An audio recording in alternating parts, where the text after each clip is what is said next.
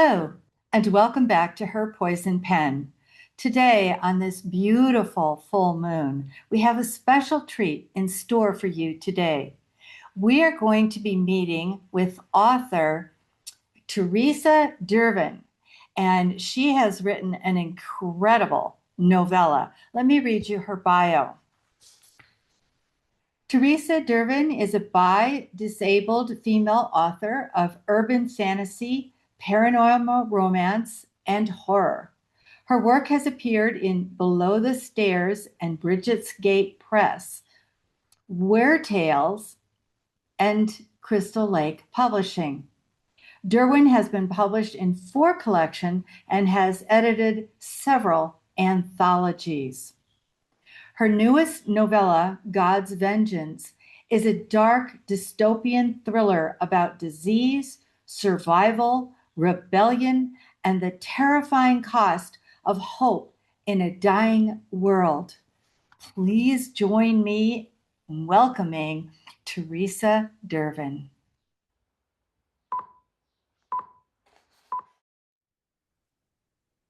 Theresa Derwin, welcome to Her Poison Pen. I'm absolutely thrilled that you can make it here today with us. And I know that our viewers and writers have been waiting to hear from you as well. And congratulations on your brand new novella, God's Vengeance. That's Thank you. very, very, very cool. And it's published by Crystal Lake Publishing. Yeah?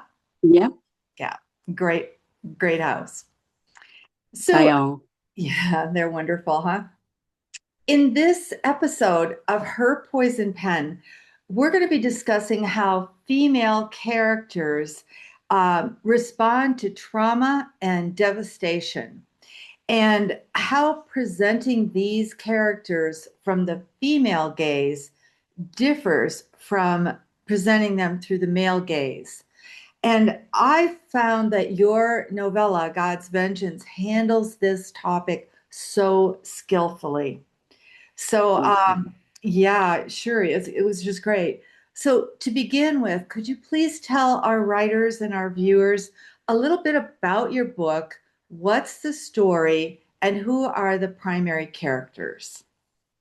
Okay. So God's Vengeance, it starts in 2042 and it literally starts with a pandemic and the death of a guy called Jake, who is Ella's brother. Ella is our main character. She's 16 when the book starts.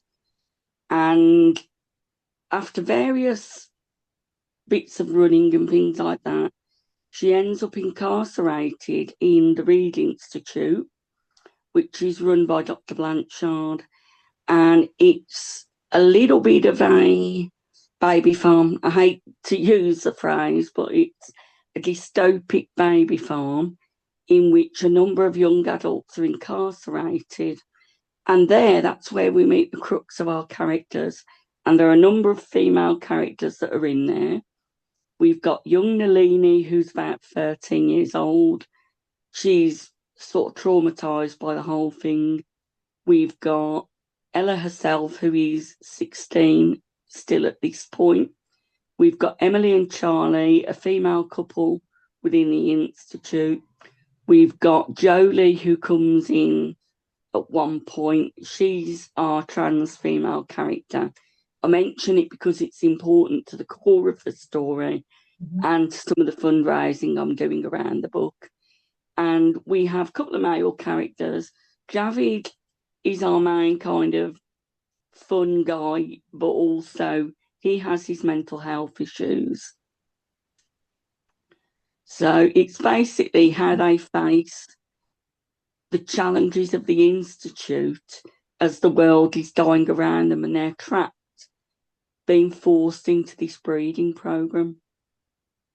Yeah, scary, scary stuff. Well, tell us a little bit more about your protagonist, Ella. I know that she faces some impossible odds in this story. And what is her greatest strength? And how does she employ her greatest strength?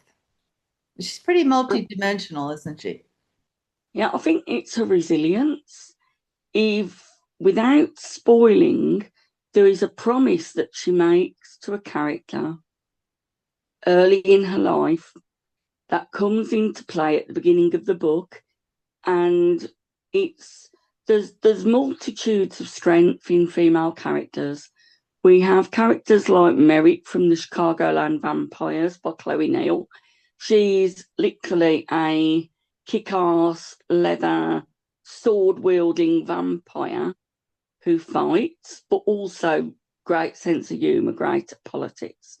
Then we've got the more down-to-earth strength, and that's about facing the horrible stuff that happens in our everyday life.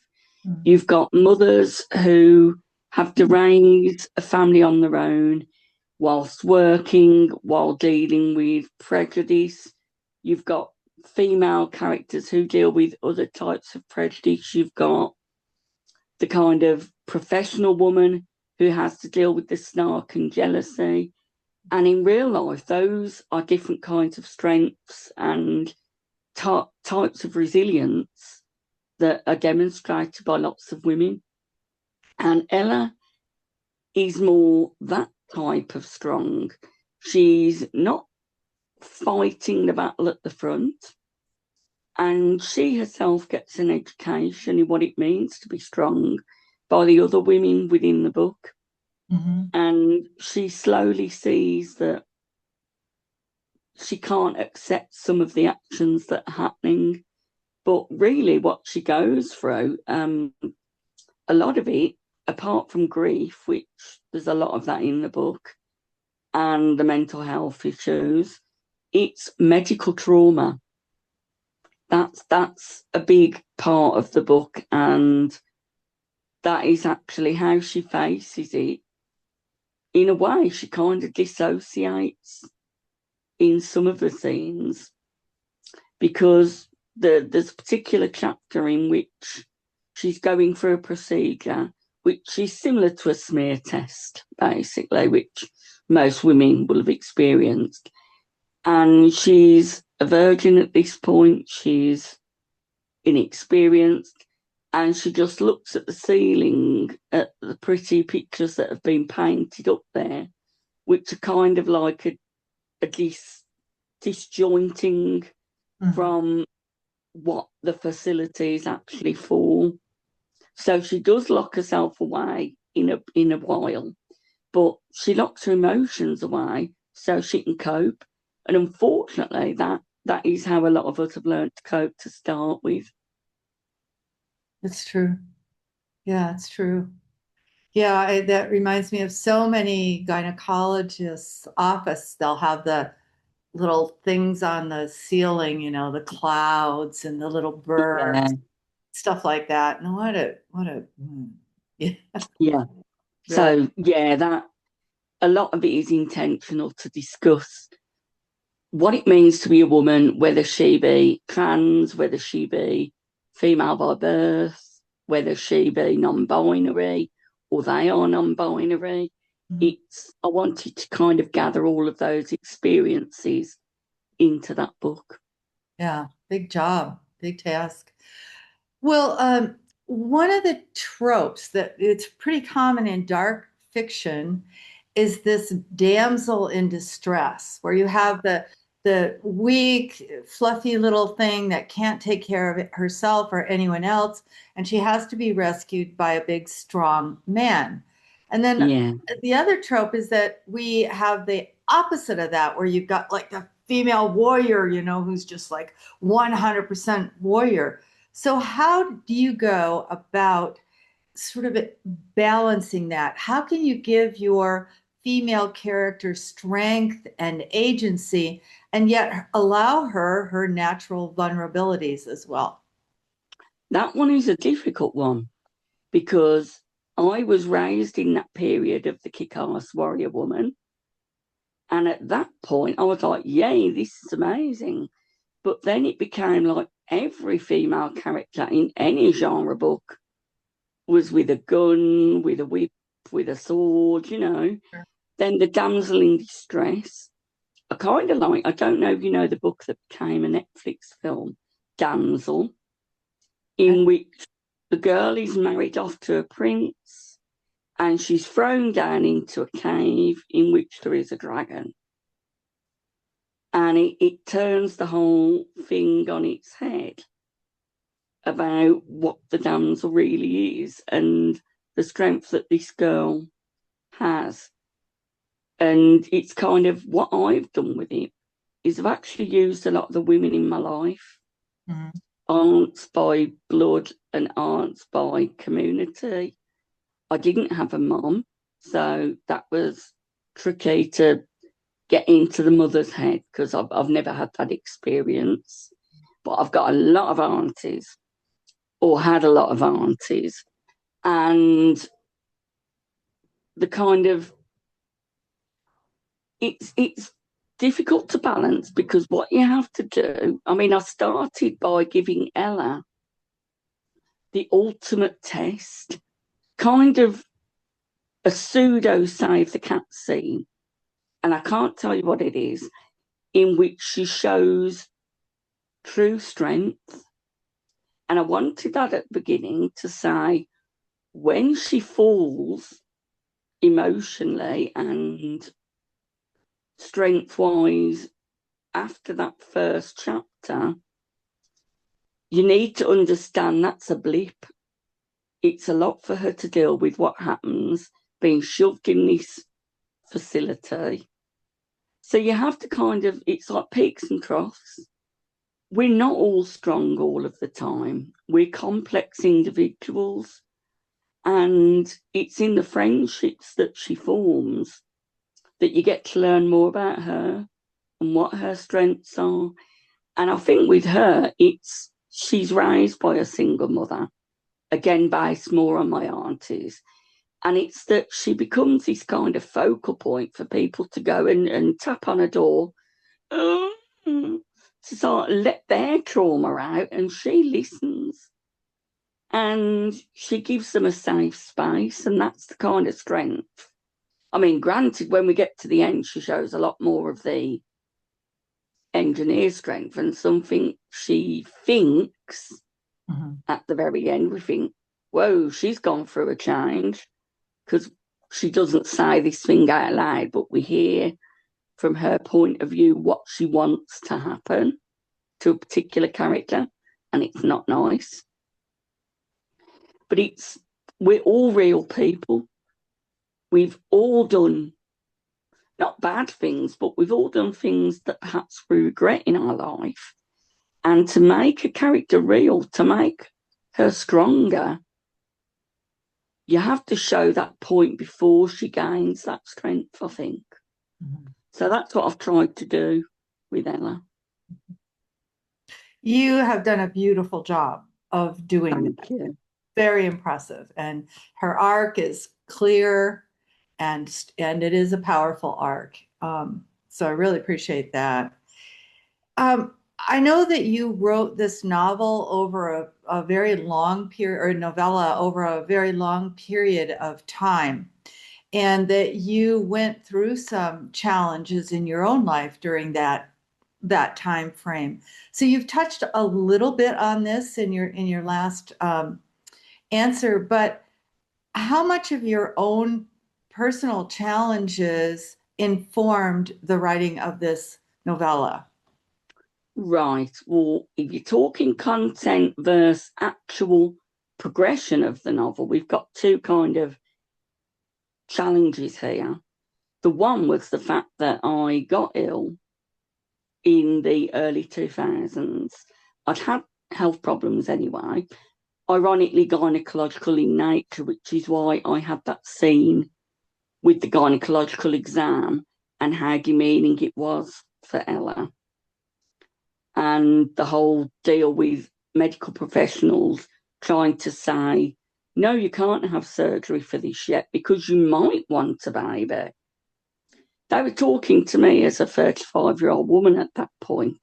And I'm like, well, if I haven't had a kid yet, I'm pretty sure I don't want one. So I put a lot of that into it.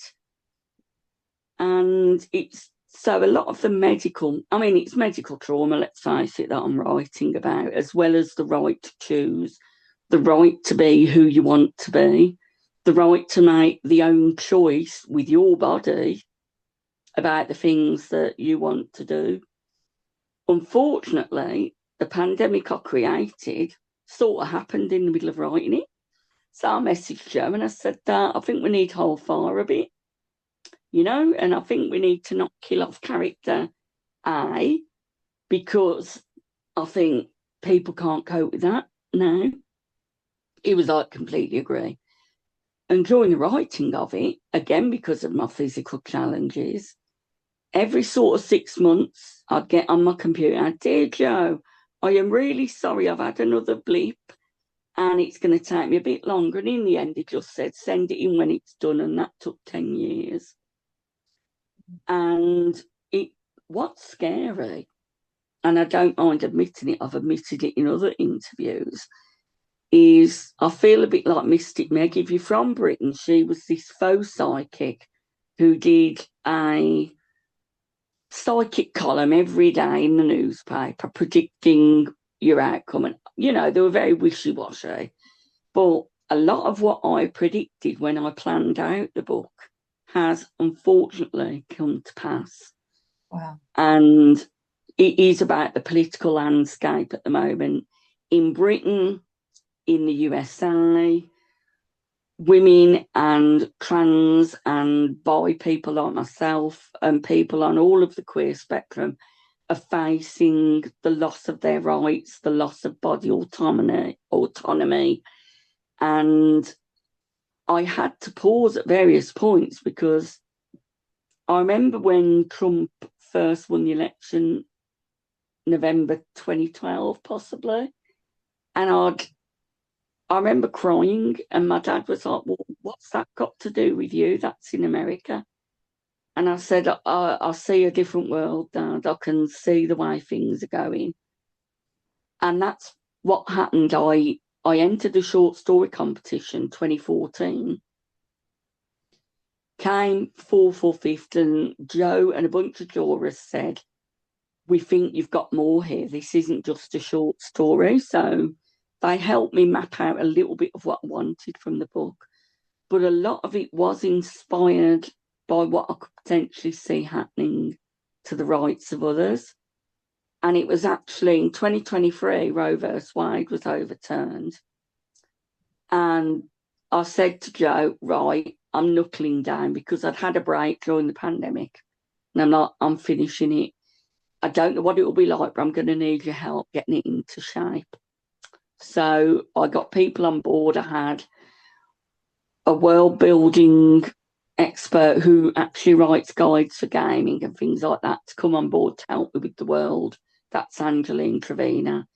I used authenticity readers. I role played with my friend Michael. We did all that it would take to get the last half of the book finished, to get it out, to make a stand, really.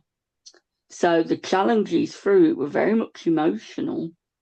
And also, I felt it was an important book that had to come out in the midst of what I could see happening in the world.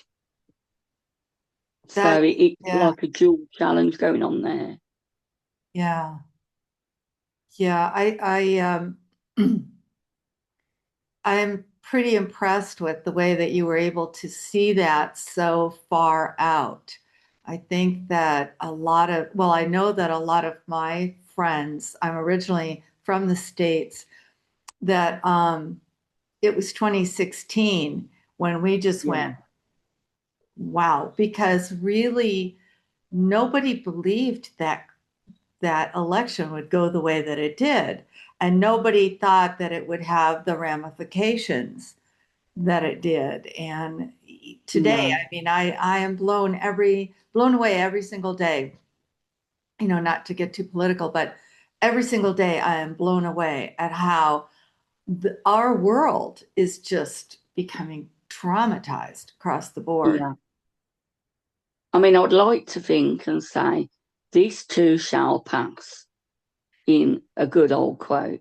Yeah. And I believe it because in Britain, yes, we had reform sweep the board a little bit, and I can talk politics. I'm not worried about it so much. But there are also many people standing up for others' rights and for their own rights. And the amount of comedy I'm seeing aimed at a particular American president is a bit heartening because it shows not everybody has been brainwashed by the system. So I I think because I'd experienced trauma so recently, and I'd lost my job in 2011 because of medical reasons. So I was facing the battle of getting doctors to believe me and facing with the trauma post surgery and all the rest of it and losing my identity a little bit. Figures like this have always been around in history. They rise and then they fall, I would like to think. So a hell of a lot of personal trauma went into it. Into the It book. really did, which is why it took 10 years, because I would write a few thousand words and I'm like, oh, let's write a silly fairy tale, because you got to have a break from the dark, which is why I tried to inject a bit of humour in the book. Yeah, well, it was worth the long wait, I think. It's such a deep book. And for a relatively short book, how many words is it? It's 31,000. It comes at 136 pages. So relatively short novella. It's just packed. It's dense, I think, with information and with story and with growth. So well done, nicely done. Thank you.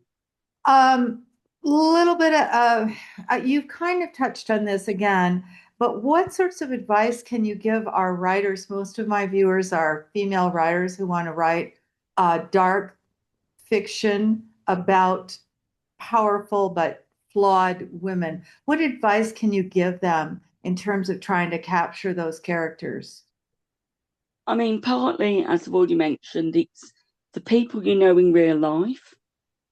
But a lot of it is it's the old cliche, read.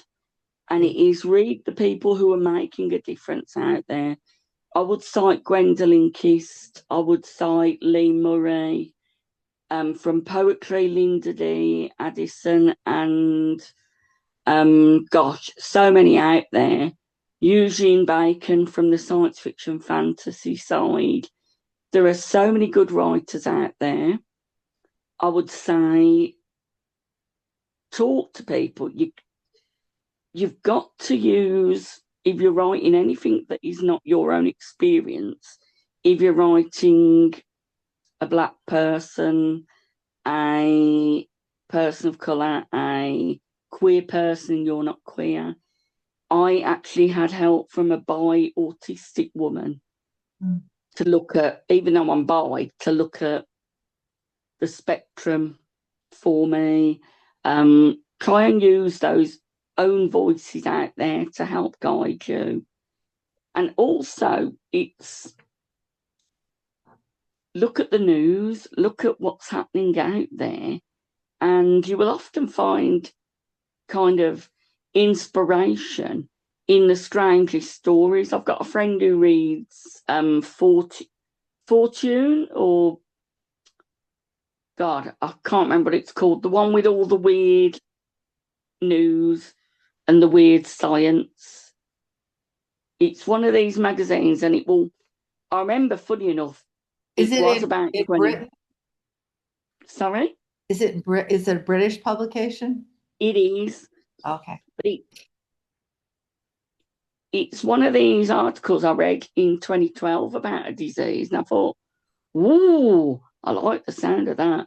But when it comes to the characters themselves, it's reading broadly. And whilst I love my urban fantasy, I also love my romantasy, my romance, I love my horror. It's picking voices that are doing something different. And you can find those because those are the ones that rise. I mean, I would recommend about 90% of the books I've seen published by Crystal Lake Publishing, because he seems to have an knack, Joe, for finding those voices. Mm-hmm. Mm-hmm. And I mean, honestly, I've been following Gwendolyn Kist for a few years. And there's another writer, Christy Demeester, and her books don't come out too often, but there's one that she wrote, gosh, I can't even remember the title, and it's a very creepy one from the UK, Alison Littlewood. She's very, very good. Priya Sharma. There are lots of female voices out there that you can learn from. And short stories tend to be a good avenue to get a feel. And obviously we know plagiarism exists. I'm not saying go in and go, oh, I'm doing that. Mm-hmm. But look at the way they treat characters, the way they make complexities. Looking back at film again, I mentioned Save the Cat earlier.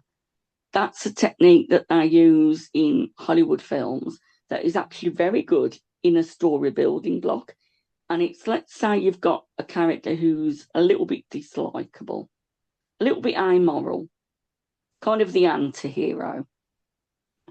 You would have at the beginning of a film a Save the Cat scene, and that person would do something out of the ordinary. They'd throw it 20 quid at somebody in need.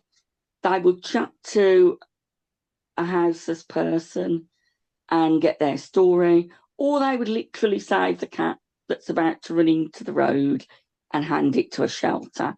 That little gleam of there's something a little bit more to this person who sits and growls in a corner. That's the very cliched Hollywood part of it. But I use that with Ella for that one scene that, honestly, if you read it, you know the one I'm on about in the first part, that you'd think, shit, that's a bit brutal, what she does. Mm-hmm. But ultimately, the why and the reason she does it is honouring that promise to somebody. And again, I have to be so vague. I'd love to tell you about Yeah, some of the scenes. don't, please don't give it away because it's such a fun read. So, don't give us any spoiler So yeah, alert. you read widely, read outside your own genre. That's how I got into romance, because ultimately, whether we sneer at it, which I think is terrible, anybody who writes should be celebrated as long as they don't use AI.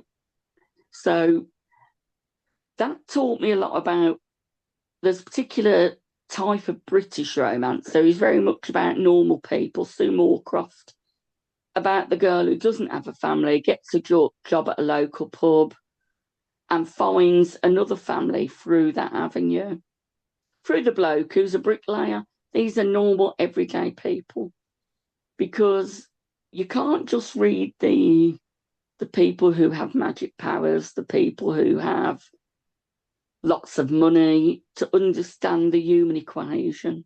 Mhm. So read all sorts, Yeah, but always short good stories are advice. the best.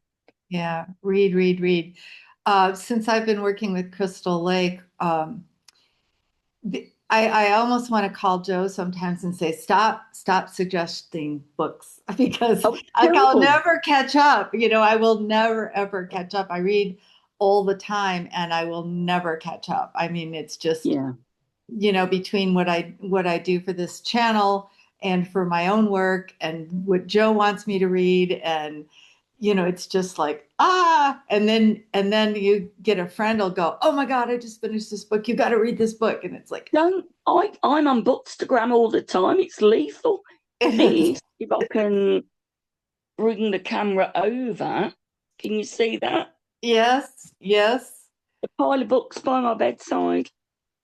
Yeah, and These then are and only then the part of what Kindle people thing, read. the whole Kindle thing. So I've got these books on the Kindle, and I've got them all over the house and stacking up. And then, It's insane. yeah, and there are some books that I can't get here where I'm living. So I have my best friend is coming down for a visit, and she is packing a suitcase full of books to bring down for me. So it's just like, yeah, but I agree. Read wildly. That's excellent advice.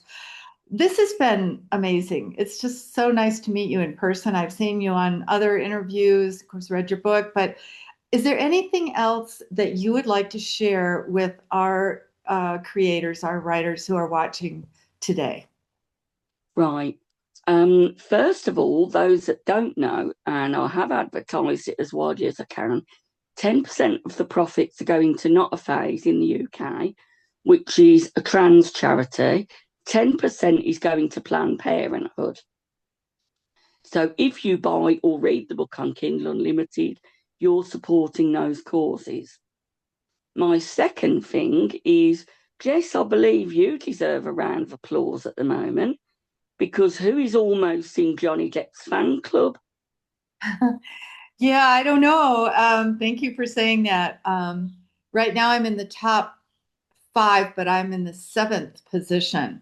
So Yeah. unless I drop down two, I'll be out of the thing. But Well, fingers crossed for you on that, because that's a massive achievement. thank you. Thanks so much for saying that.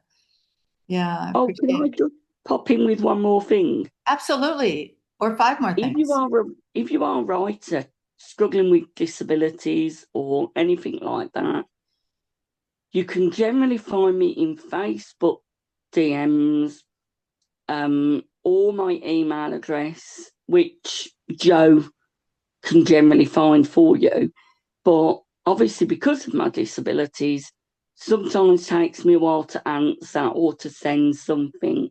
Or if you want to chat to me about some of the challenges you're facing, I do like to be open as much as possible when I'm physically able. Mhm. Mhm. That's very generous. Thank you. All right. Well, this has been fun, been interesting. One more question I have for you actually is, are you planning another book? Yes, but it's completely and utterly different. And I mean completely different, because I think having worked on this for 10 years, I've literally traumatized myself into exhaustion. Sure. And I had this idea during the pandemic, and it started with a silly WhatsApp game with the family. If you could be an animal, what would you be?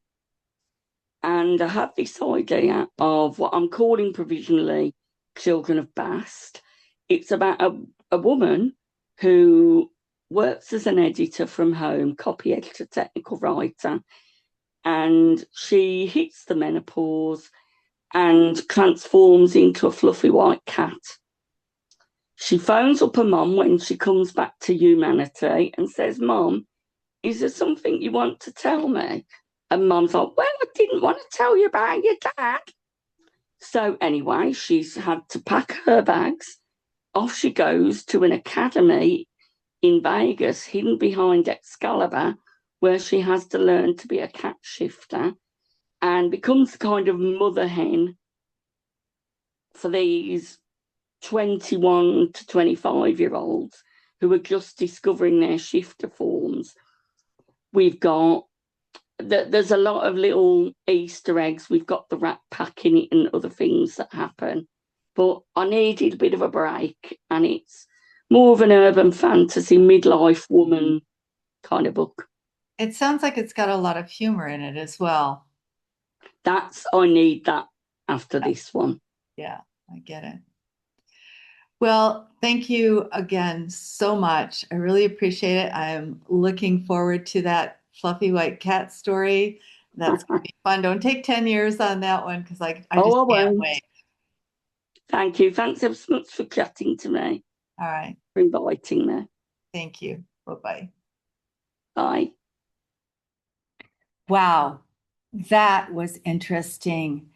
You know, Theresa has unique insights into writing female characters who go through trauma and devastation and have physical and emotional and psychological traumas.